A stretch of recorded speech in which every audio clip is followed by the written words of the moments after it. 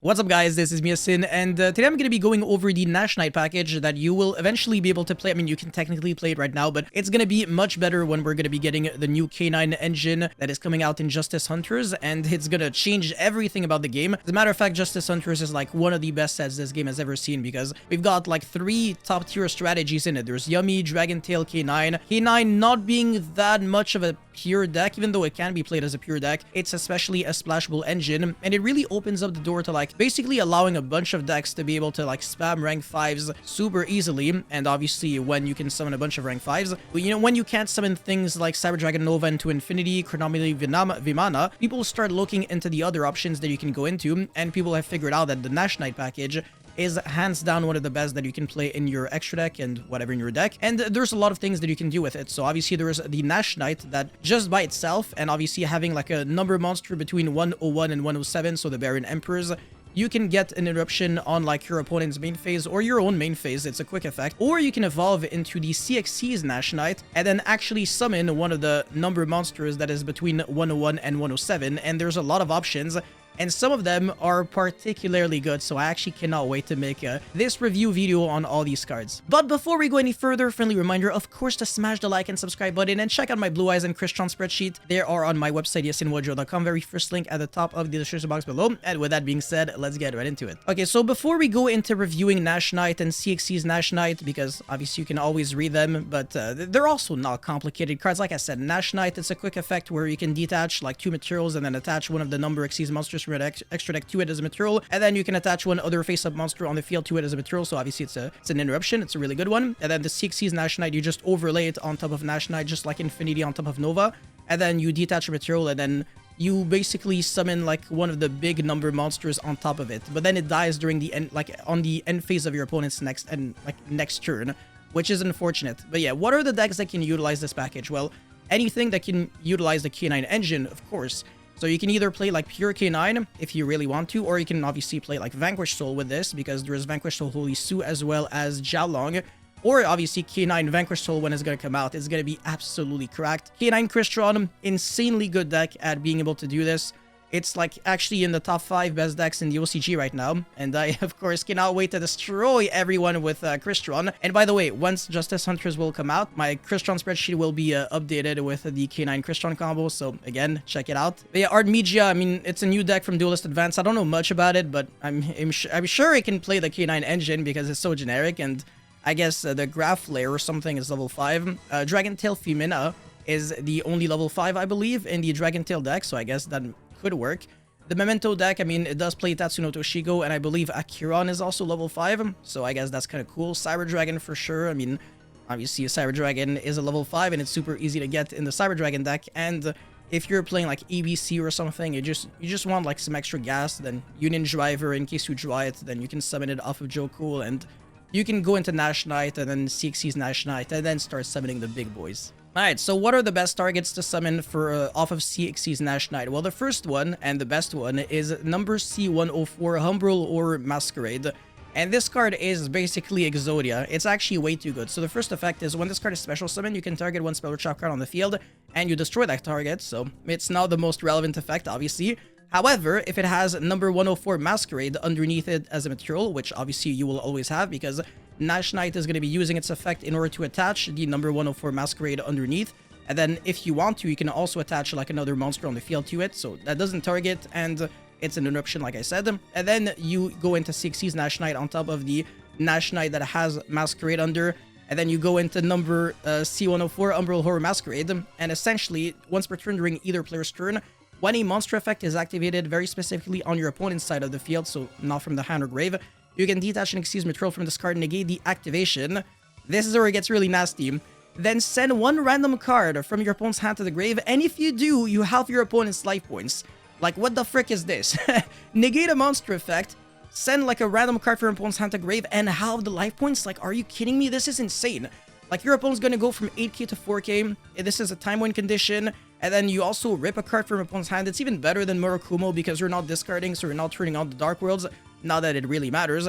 But also, it's a random card, whereas with Murakumo, your opponent has the option of either the card gets negated or like he discards. And also, he chooses which card he discards. So Murakumo is like way worse. But number C104 Umbral Horror Masquerade, it does all these three things at once.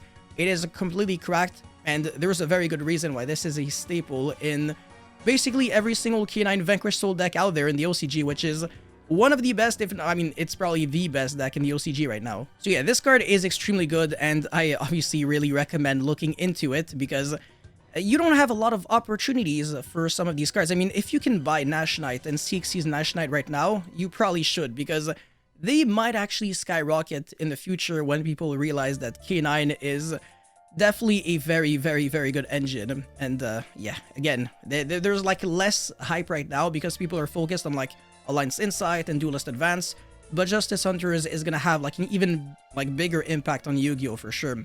Anyways, the next target, and that one is also a staple in the Vanquish Rule deck, it's number C107 Neo Galaxy Eye Tachyon Dragon. So it's kind of a weird card because it has two effects, and only the first one really matters because you're not actually playing number 107 Galaxy Eye Tachyon Dragon, so the baby one, you're only really playing the big one and that's it. But it's very similar to like Raid Raptor Ultimate Falcon, but it's not unaffected by card effects. So it reads, once per turn you can detach one material from this card until the end of this turn, negate the effects of all other face-up cards currently on the field. Also, your opponent cannot activate cards or effects on the field. So if your opponent was trying to hold like, let's just say, this is a very hypothetical example, but if your opponent has like a bunch of like Mirror Force face downs, your Neo Galaxy Eye Tachyon Dragon is gonna shut all of them down because he can't use anything on the field. It's obviously not realistic, and most interruptions nowadays are like very proactive, like you don't have to wait for too long to be able to use them. So I will be honest and say that Neo Galaxy Eye Tachyon Dragon is not like the best, but it is not garbage, and you can turn 2 level 5 monsters into a gigantic beatstick with 4500 attack. Also, it might matter that you can get Galaxy Eye Tachyon Dragon underneath because it gains the bonus effect of being able to tribute 2 monsters to then make up to 3 attacks on monsters during each battle phase this turn. So, you know, 45 multiplied by 3, if there's like 3 attack position monsters on your opponent's field, it's not like too bad. Like I said, it's not garbage, but people especially use it for the first effect so that they can force a lot of interruptions out of their opponent's field early on so that they can't like hold them for too long, and then you can actually push with your engine. So I still understand the logic of playing Neo Galaxy Eye Tachyon Dragon, but do not rely on it for breaking boards because, like I said, it's a little unrealistic. Now the next target, and this one's actually very interesting because I'm not seeing a lot of people play it, and you also do not need Ragna 0 in order to get full advantage of it. So Ragna Infinity, it reads, once per turn during either player's turn, you can detach one material from this card and target one face-up monster your opponent controls, inflict damage to your opponent equal to the difference between that monster's original attack and current attack, and if you do, banish it. So in a way, it's better and worse than Ragna 0. Ragna 0 is better because it draws you a card, whereas this burns for damage.